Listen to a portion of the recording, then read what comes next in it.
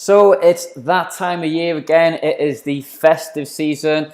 So regarding fitness, generally people's fitness goals take a slight drop down and along with their fitness levels. And if you've been training hard all year, and it's because it's Christmas, then that's fair enough. It's up to you.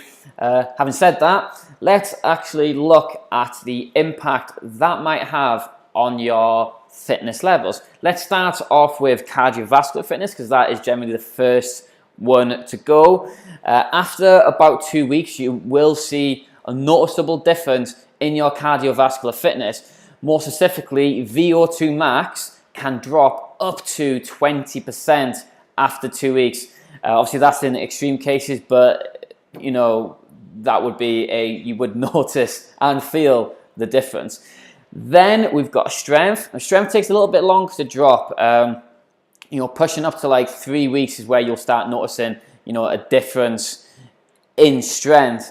And if you go more specifically towards power, speed, and coordination, so something you need for like Olympic lifting, for example, then that will drop a lot earlier. More like 2 weeks, you will see a difference. So if you like doing Olympic lifting and you want to take December off and start back in January, you will see a noticeable difference when you start back in January. And then we've got muscle mass. Now muscle mass it'll drop between 2 to 3 weeks. But the thing with muscle mass is the majority of that will be like glycogen. Glycogen is like stored fuel within the muscle, so stored carbohydrates within the muscle. So majority of that is in fact water.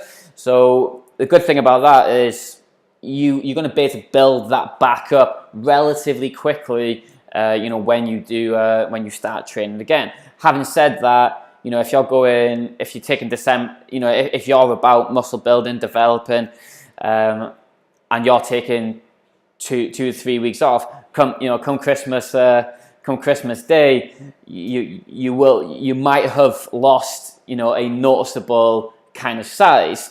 So it's definitely something to take into consideration. What we can do to prevent, our fitness levels dropping or losing strength or losing muscle tissue, things we can do is train to maintain. So if you currently train 4 to 5 times a week, you can get away with training a third of the amount of times and maintain. So if you train 4 to 5 times a week, you can get away with training 1 or 2 times a week. Or if you train for an hour, you could get away with just smashing it out in 20 minutes. The important thing is that the intensity stays the same. So what I mean by intensity, if we're talking about weight, that's the amount of weight you're lifting. So you need to track this. You need to make sure you're lifting the same amount of weight. Or if we're talking about the endurance side of things, then that'll be more pushing towards the speed. So if you do a 10K in a certain amount of time, rather than you running 4 times a week, if you're running once or twice a week, still try and get it in the same time. So that's it.